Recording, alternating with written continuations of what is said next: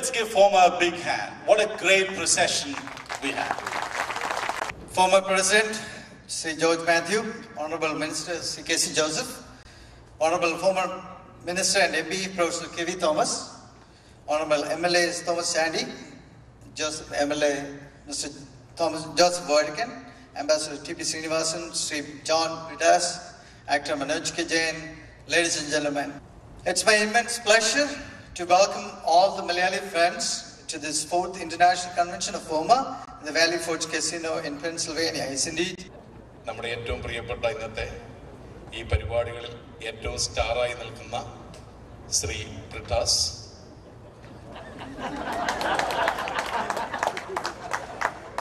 സ്വാമിജി, മറ്റ് കേരളത്തിൽ നിന്ന് വന്ന വിശിഷ്ടാതിഥികളെ, ഇവിടെ ഈ വേദിയിലും സദസ്സിലും ഇരിക്കുന്ന ഫോമയുടെ എൻ്റെ നേതാക്കന്മാരെ, സഹപ്രവർത്തകരെ, എൻ്റെ പ്രിയപ്പെട്ട മലയാളി സുഹൃത്തുക്കളെ, വളരെ അഭിമാനത്തോടു കൂടിയാണ് ഞാൻ നിങ്ങളുടെ മുന്നിൽ നിൽക്കുന്നത്. ഏതാണ്ട് 2 വർഷക്കാലം കഴിഞ്ഞ് ഇങ്ങനെയൊരു സമ്മേളനം നടത്താൻ പറ്റുമെന്നും ഇത്രയും പേരെ സംഘടിപ്പിച്ച് ഒരു പ്രൊസഷൻ നടത്താൻ പറ്റുമെന്നും ഞാൻ ചിന്തിച്ചിരുന്നില്ല. നന്ദിയുടെ പൂച്ചെണ്ടുകൾ നിങ്ങൾ ഓരോരുത്തർക്കും എൻ്റെ സഹപ്രവർത്തകർക്കും നൽകിക്കൊണ്ട് ഞാൻ ആരംഭിക്കട്ടെ. കേരളത്തിൻ്റെ ഒരു ചെറിയ പതിപ്പാണ് ഞങ്ങളിവിടെ ഈ സമ്മേളന നഗരിയിൽ കാണുവാൻ സാധിച്ചത്. വ്യാവസായ രംഗത്ത് വമ്പിച്ച മുന്നേറ്റം ഉണ്ടാകുന്നില്ല, കാർഷിക രംഗത്ത് വമ്പിച്ച പുരോഗതി ഉണ്ടാകുന്നില്ല. പക്ഷെ അപ്പോഴും വിദേശ മലയാളികളുടെ വിയർപ്പും കഠിനാധ്വാനവും കൊണ്ടാണ് നമ്മുടെ നാടിന്റെ ഓരോ മേഖലയിലും വമ്പിച്ച മാറ്റം ഉണ്ടായിക്കൊണ്ടിരിക്കുന്നത്. നമ്മുടെ രാജ്യം ഇന്ന് അഭിമാനകരമായ നേട്ടങ്ങളുടെ പാതയിലാണ്.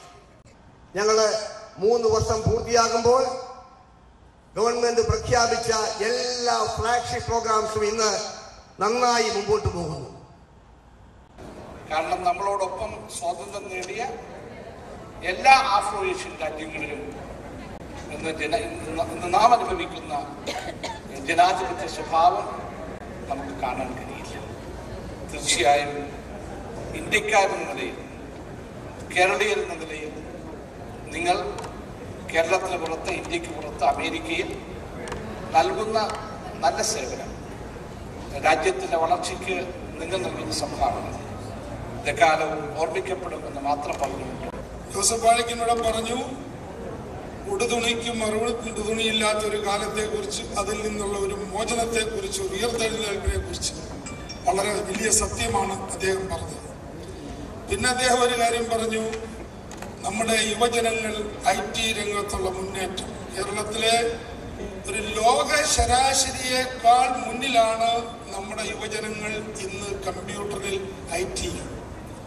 പക്ഷേ ഞാനിന്ന് രാവിലെ ജോൺ ബ്രിട്ടാസിനോട് ഒരു കാര്യം പറഞ്ഞു, ബാംഗ്ലൂരിലും ഹൈദരാബാദിലും ചെല്ലുമ്പോൾ ലുഫ്താൻസയുടെയും ബ്രിട്ടീഷ് എയർവേസിന്റെയും KLMന്റെയും ഒക്കെ വിമാനങ്ങൾ അവിടെ കിടക്കുമ്പോൾ ഈ വിമാനങ്ങളൊന്നും എന്തുകൊണ്ട് കേരളത്തിലേക്ക് വരുന്നില്ല? വരാൻ കാലമായിട്ടില്ല. അതിനൊരു കാലം ഉണ്ടാകുമെന്ന് ഞാൻ വിചാരിക്കില്ല. അല്ലാതെ നമുക്ക് എന്ത് ചെയ്യാൻ കഴിയും? രാവിലെ ബഹുമാനനായ ശ്രീ KC ജോസഫ് പറഞ്ഞതുപോലെ കമ്പ്യൂട്ടർ വന്നപ്പോൾ അതിനെതിരെ യുദ്ധം ചെയ്തവർ, ഒരു കാലഘട്ടം മുഴുവൻ കൃഷി നഷ്ടത്തിലായിരുന്നു, എനിക്കുൾപ്പെടെ. കാരണം ട്രാക്ടർ വന്നപ്പോൾ തല്ലിപ്പൊട്ടിച്ച ആളുകൾ, മെഷീൻ വന്നപ്പോൾ എടുത്തോണ്ട് പോടാന്നും പറഞ്ഞ് വള്ളത്തെ കയറ്റി കരയ്ക്ക് വിട്ടവർ, കൊയ്ത്ത് മെഷീൻ വന്നപ്പോൾ തല്ലിപ്പൊട്ടിച്ചവർ എല്ലാം മാറി. ഇന്ന് കൊയ്ത്ത് മെഷീൻ ഇല്ലെങ്കിൽ കൃഷി നടക്കാത്ത അവസ്ഥയിലേക്ക്. കാരണം കർഷക തൊഴിലാളിയെ കിട്ടാനില്ല, കൊയ്ത്ത് മെഷീൻ ഇല്ലെങ്കിൽ കൊയ്യാനൊക്കത്തില്ല. ഇന്ന് കൃഷി എനിക്കും ലാഭകരമായിരിക്കുന്നു. സീപ്ലെയിൻ ഇറക്കാനായി ഉമ്മൻചാണ്ടി ഉൾപ്പെടെ കൊല്ലം കായലിൽ ഇറങ്ങി. ആലപ്പുഴ കായലിന്റെ മേളി വന്നപ്പോൾ നൂറുകണക്കിന് വള്ളങ്ങളിട്ട് മത്സ്യത്തൊഴിലാളികൾ CI2വിന്റെ നേതൃത്വത്തിൽ അവിടെ കായലിൽ കിടക്കാതെ ഇറങ്ങാൻ നിവൃത്തിയില്ല, അങ്ങ് പോയി. ആദ്യമായി ഞാൻ കേട്ടത് ശ്രീ കോടിയേരി ബാലകൃഷ്ണൻ ടൂറിസം മന്ത്രിയായിരുന്നപ്പോൾ അദ്ദേഹമാണ് നിയമസഭയിൽ ഇതിനെക്കുറിച്ച് പറഞ്ഞത്. അന്ന് ഞാൻ ഉൾപ്പെടെ ജോസഫ് വാഴക്കന്റെ പാർട്ടി ഇരിക്കുന്നിടത്തായിരുന്നു, കെ.സി. ജോസഫിന്റെ പുറയിലായിരുന്നു ഞാനും ഇരുന്നത്. അന്ന് UDF-ലെ ആളുകളുടെ പേരൊന്നും പറയുന്നില്ല, അതൊന്നും ഒക്കത്തില്ല, അത് പഠിക്കണം, പരിസ്ഥിതി പ്രശ്നമല്ലോ ഉണ്ടോ. അവസാനം ഉമ്മൻചാണ്ടി ഇറക്കാൻ വന്നപ്പോ ഇപ്പൊ അപ്പുറത്തിരുന്ന് ഇത് നേരത്തെ പ്രപ്പോസ് ചെയ്തിട്ട് പറയുന്നത് അറിയാവോ, പഠിക്കണം, പരിസ്ഥിതി. ഒരു പരിസ്ഥിതിയില്ല. ഈ ഉറങ്ങുന്നവനെ ഉണർത്താം, ഉറക്കം നടിക്കുന്നവനെ ആർക്കും നടത്താൻ ഒക്കത്തില്ല. അതാണ് ഇന്ന് കേരളത്തിൽ സംഭവിച്ചുകൊണ്ടിരിക്കുന്നത്. ഈ കക്ഷി രാഷ്ട്രീയം ഇതുപോലെയുള്ള ദുർവാശികളൊക്കെ മാറ്റിവെച്ച് കേരളം ഒന്ന് എഴുന്നേൽക്കുന്ന കാലം ഒത്തിരി ദൂരമാണെന്ന് ഞാൻ വിശ്വസിക്കുന്നില്ല. കാരണം മനുഷ്യർക്കെല്ലാം ബോധം വെച്ച് തുടങ്ങിയിട്ടുണ്ട്. എല്ലാവിധമായ ആശംസകൾ നേരുന്നു. ഫോമായിക്ക് ഇനിയും അമേരിക്കൻ മലയാളികളെ സംഘടിപ്പിച്ച് ഒരുപാട് കാര്യങ്ങൾ ചെയ്യാൻ ദൈവം നിങ്ങൾക്കിടയാക്കട്ടെ. വേദിയിലെ ബഹുമാനിതരെ, ഫോമയുടെ അംഗങ്ങളെ, ഒരു ക്ഷമാപണം നടത്തട്ടെ. ഒരു മുണ്ടെടുത്തുകൊണ്ടായിരുന്നു ഇവിടെ ഇരിക്കേണ്ടിയിരുന്നത്. പക്ഷേ ആ ഒരു അറിയിപ്പ് ഫോമയുടെ പ്രതിനിധികൾ തരാത്തതുകൊണ്ടാണ് ഞാൻ ഈ ഒരു സാഹസത്തിന് മുതിർന്നത്. DP ശ്രീനിവാസൻ സാറ് ഒരു മുണ്ട് എനിക്ക് സംഘടിപ്പിക്കാൻ വേണ്ടി ശ്രമിച്ചു.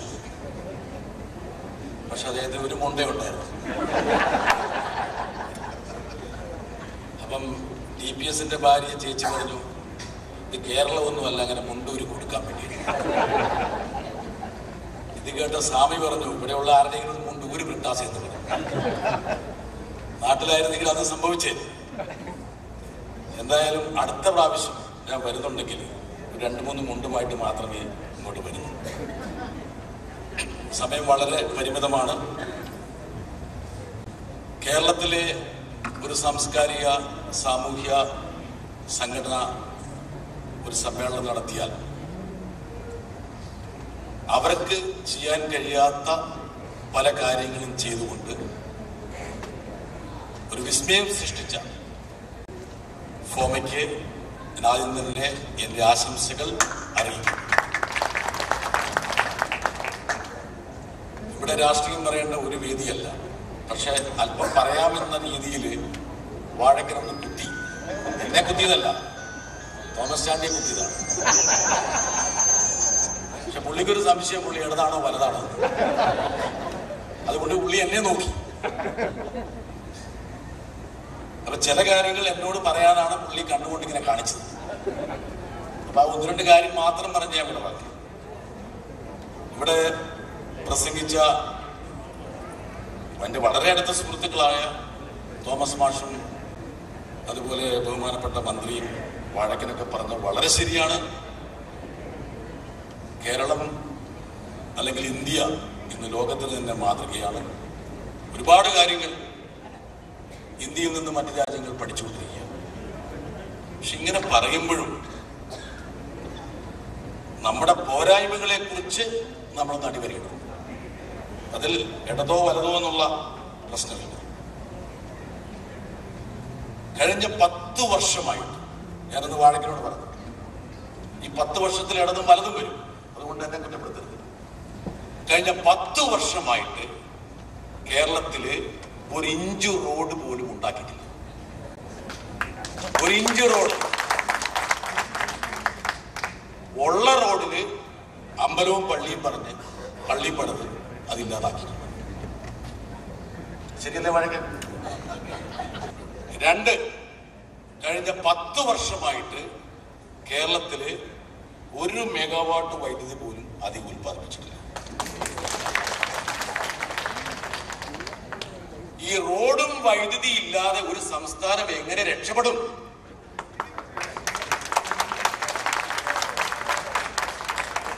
നിങ്ങളുടെ നാട്ടിലെ BMW, മെഴ്സിഡീസ് ഒക്കെ മേടിക്കും. അത് ഓടിക്കാൻ വേണ്ടി വണ്ടി വേണ്ട മാഷന്മാരെ, വഴി വേണ്ട മാഷന്മാരെ. ഇവിടുത്തെ അമേരിക്കൻ പ്രസിഡന്റുമാരുടെ പ്രസംഗങ്ങളൊക്കെ എന്നെക്കാൾ നന്നായിട്ട് അറിയാവുന്ന Srinivasan sir, America grew on its roads എന്ന് പ്രസംഗിക്കാത്ത ഒരു അമേരിക്കൻ പ്രസിഡന്റ്. തോമസ് മാഷിന്റെ ഭക്ഷ്യവകുപ്പിൽ കുറെ കാര്യങ്ങൾ നേടിയെടുക്കാൻ വേണ്ടി, സബ്സിഡി കിട്ടാൻ വേണ്ടി, വർദ്ധിപ്പിക്കാൻ വേണ്ടി തോമസ് മാഷ് ഇടയ്ക്ക് മൻമോഹൻ സിംഗ് പ്രധാനമന്ത്രി ആയിരിക്കുമ്പോൾ അദ്ദേഹത്തിന് അടുത്ത് പോയിട്ട് കുമ്പളങ്ങ തമാശകൾ പറയുകയാണ് അതൊക്കെ നാട്ടിൽ. പക്ഷെ മൂപ്പർ ഒരിക്കലും ചിരിച്ചിട്ടില്ല. പുള്ളി കഴിഞ്ഞ 10 വർഷക്കാലത്തിനിടയ്ക്ക് ആകെ ഒരു പ്രാവശ്യം ചിരിച്ചിട്ടുണ്ട്. അത് കേരളത്തിലെ എല്ലാ രാഷ്ട്രീയ നേതാക്കളും പോയി പറഞ്ഞു ഞങ്ങൾക്ക് വഴി വേണ്ട കൊണ്ടോ വഴി വേണ്ട. ഞങ്ങൾക്ക് 45 മീറ്റർ വഴി വേണ്ട, ഞങ്ങൾക്ക് 30 മീറ്റർ മതി. ഇങ്ങനത്തെ ജീവികൾ ലോകത്തുണ്ടോ?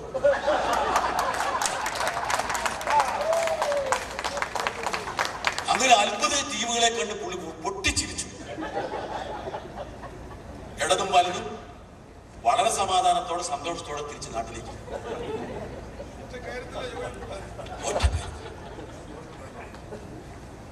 ഇപ്പൊ ഇവിടെ മോണോ റെയിലിന്റെ ഒക്കെ കാര്യം പറഞ്ഞു. എന്റെ പൊന്നു മാഷി വരുന്നു വരാൻ പോകുന്നില്ല ഉടനെ ഉള്ള കാര്യം കേസിക്ക് അറിയാം, എനിക്കും അറിയാം. അവിടെ സ്ഥലമെടുത്തിട്ടിട്ട് പോലും റോഡ് പണിയാൻ പറ്റുന്നില്ല. 10 രൂപ ടോൾ കൊടുക്കില്ല. ഞാൻ ഡൽഹി നിവാസിയാണ്. ഡൽഹിയിൽ നിന്ന് ആഗ്രയിലേക്ക് മാഷ്ക്കറിയാം മറ്റേ JP ഇല്ലേ, 5 മണിക്കൂർ കൊണ്ട് ആഗ്രയ്ക്ക് പോയിക്കൊണ്ടിരുന്ന ആൾക്കാർ ഇപ്പൊ 1.5 മണിക്കൂർ കൊണ്ട് പോകുക. എക്സ്പ്രസ് വേയിൽ 600 റുപ്യ ടോൾ കൊടുത്താൽ മതി. 2200 റുപ്യ ലാഭമാണ് തേയ്മാനവും പെട്രോളും ഇനത്തിലും. ഇത്ര പ്രാകൃതമായി ചിന്തിക്കുന്ന ഒരു ഭൂപ്രദേശമായിട്ട് കേരളം മാറാൻ എന്താണ് കാരണം? അതിന് ഉത്തരവാദികളായി വരും ഞങ്ങളൊക്കെ.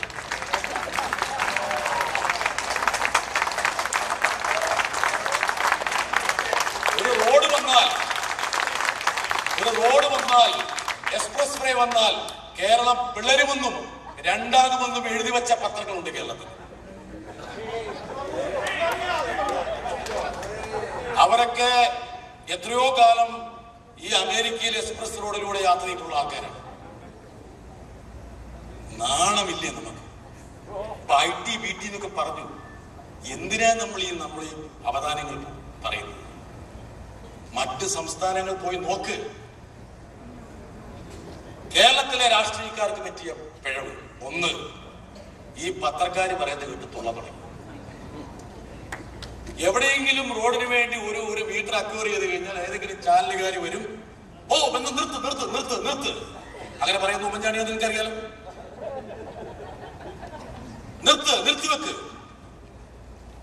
ഞാൻ വാഴക്കനോട് പറഞ്ഞു, ദേശീയപാത 17 അത് വികസിപ്പിക്കേണ്ടതില്ല എന്ന് പറഞ്ഞ് കേരളത്തിന്റെ കത്ത് കേന്ദ്ര സർക്കാരിന്റെ കയ്യിലുണ്ട്.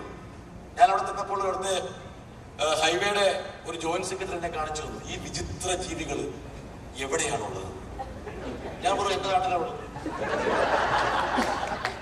ഞാനും അതിന്റെ ഭാഗമാണ്. എന്റെ ഒരു ഭാഗവാരം ഞാൻ പേറിക്കൊണ്ട് പറയുന്നു. അടുത്ത 20 വർഷം കഴിയുമ്പോൾ കേരളം തിരിഞ്ഞു നോക്കുമ്പോൾ വരും തലമുറയോട് ചെയ്ത ക്രൂരതയ്ക്ക് നമ്മൾ മാപ്പ് പറയേണ്ടത്.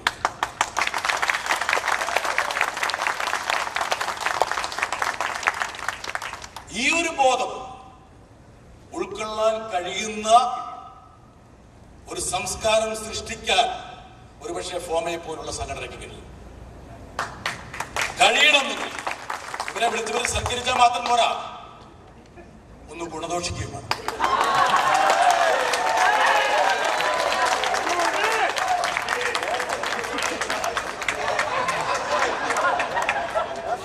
ഞാൻ തമാശ പറഞ്ഞതല്ല, ഞാനത് എന്റെ ഹൃദയത്തിൽ തൊട്ടാ ഞാൻ പറയണം.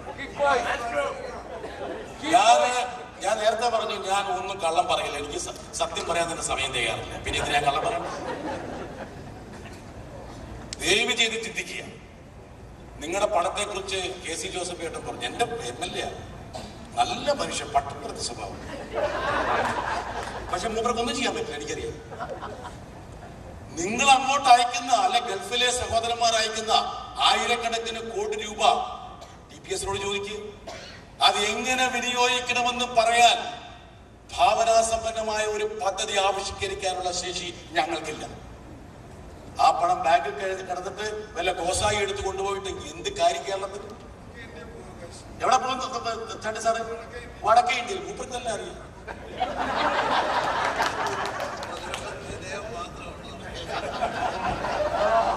ഞാനൊരു കാര്യം പറയട്ടെ, വാഴക്കൻ ദയവ് ചെയ്ത് ചിന്തിക്കുക. കേരളത്തിലെ ഭരണപക്ഷവും പ്രതിപക്ഷവും റോഡിന്റെ കാര്യത്തിൽ ഒറ്റക്കെട്ടായി നിൽക്കുമ്പോൾ ചില അവസരങ്ങളുടെ പേരിൽ രാഷ്ട്രീയ ഇച്ഛാശക്തിയെ പണയപ്പെടുത്തിയവരാണ് നിങ്ങളും നമ്മൾ. ഇന്ന് കേരളത്തിലെ ഏറ്റവും വലിയ പ്രശ്നം 418 ബാറ. പൈസ കൊടുത്തു കഴിഞ്ഞാൽ കള്ളു കിട്ടാത്ത രാജ്യം വേറെ. ഒരു സമാധാനത്തോടത്ത് കള്ളു പിടിക്കട്ടെ ആൾക്കാർക്ക്. ഞാനിവിടെ ഗ്ലാഡ്സിനോട് പറയാറ്, ഞാൻ ചോദിച്ചു, ഗ്ലാഡ്സ എങ്ങനെയുണ്ട് ഫോമാ തെരഞ്ഞെടുപ്പ്? എന്റെ ബ്രിട്ടാസെ 300 വോട്ടേ ഉള്ളൂ, പക്ഷെ ഒന്നും പറയാൻ പറ്റില്ല. ഞാൻ എന്ത് പറ്റി? ഒരു 20% അവസാനം ഇതിന്റെ മുകളിലെ വീട്. ആക്ഷൻ പറഞ്ഞ ചോദിച്ചു. കഴിഞ്ഞ പ്രാവശ്യം മൂപ്പർ പറഞ്ഞു ഞാൻ അതിന്റെ ഗുണഭോക്താവായിരുന്നു. കിട്ടില്ല എന്ന് വിചാരിച്ച് പല കൂട്ടം അടിച്ച് വില്ലായ്മ എനിക്ക് കിട്ടി. നിങ്ങൾക്കുള്ള സ്വാതന്ത്ര്യം നിങ്ങളുടെ സഹോദരന്മാർക്ക് അവിടെ വേണ്ടേ?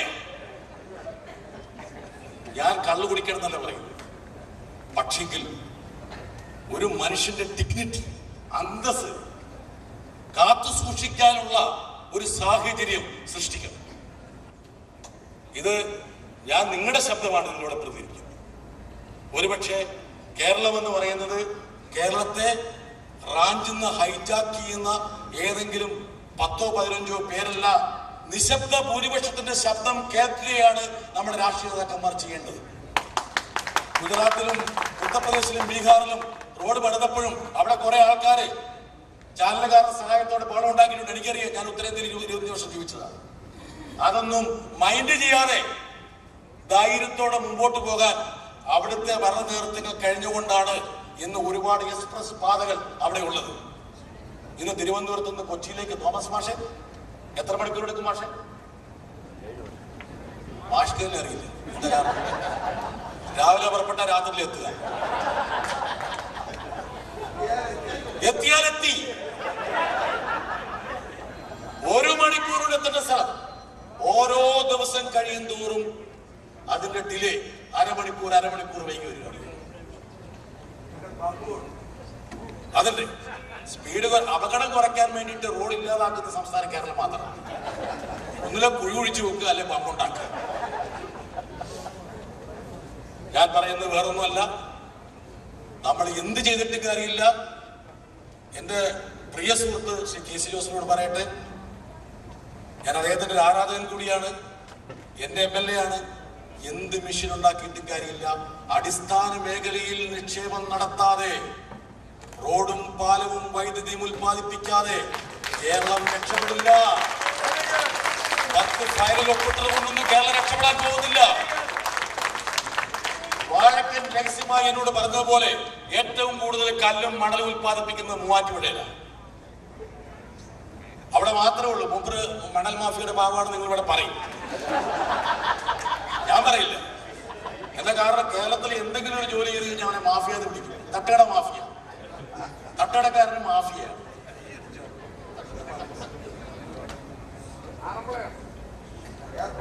എയർപോർട്ട് വരട്ടെ, ആൾക്കാർ എന്ത് കുഴപ്പം? എന്ത് കുഴപ്പം? ഞാനീ പറയുന്ന സങ്കുചിതമായിട്ടുള്ള നിലപാടുകൾക്ക് അതീതമായിട്ട് ഒരു കൺസെൻസസിലൂടെ കേരളത്തിനെ മുമ്പോട്ട് നയിക്കാൻ വേണ്ടി കഴിയുന്ന ഒരു ലീഡർഷിപ്പ് പൊസിഷനിലേക്ക് നമ്മുടെ രാഷ്ട്രീയ നേതൃത്വങ്ങൾ മാറണം. ദയവ് ചെയ്തിട്ട് ഇമേജിന് വേണ്ടിയിട്ട് അല്ലെങ്കിൽ പത്രക്കാരുടെ മുമ്പിൽ മേലുതെളിക്കാൻ വേണ്ടിയിട്ട് കോംപ്രമൈസ് ചെയ്യരുത്. ചെയ്യുന്നവൻ ചരിത്രത്തിന്റെ ചവറ്റുകൊട്ടയിലേക്ക് എറിയപ്പെടും, ഇന്നല്ലെങ്കിൽ നാളെ. ഇവരെ ഞങ്ങളെ ഒന്ന് ഗുണദോഷിക്കാനുള്ള ഒരു പരിപാടിയായിട്ട് കൂടി ഇനി അടുത്ത ഫോമാ സമ്മേളനങ്ങൾ മാറ്റണം. അവരെ വിളിച്ചു വരുത്തിയിട്ട് പറയണം, ഈ രീതിയിലല്ല ഭരണം നടത്തേണ്ടത്. ഞങ്ങൾക്ക് കൂടി പങ്കാളിത്തമുള്ള ഒരു ഗവൺമെന്റാണത്, അല്ലെങ്കിൽ സംസ്ഥാനമാണ്. കേരളത്തെ ഒരു ദിശാബോധത്തോടെ നയിക്കാൻ കഴിയുന്ന ഒരു സംസ്കാരം മലയാളി ആർജിക്കണം. അതിനുവേണ്ടിയുള്ള തുടക്കം ഒരുപക്ഷെ ഈ ഫോമിൽ നിന്നുണ്ടാകട്ടെ എന്ന് മാത്രം പറഞ്ഞുകൊണ്ട് അഭിനന്ദനം ആശംസിക്കുന്നു.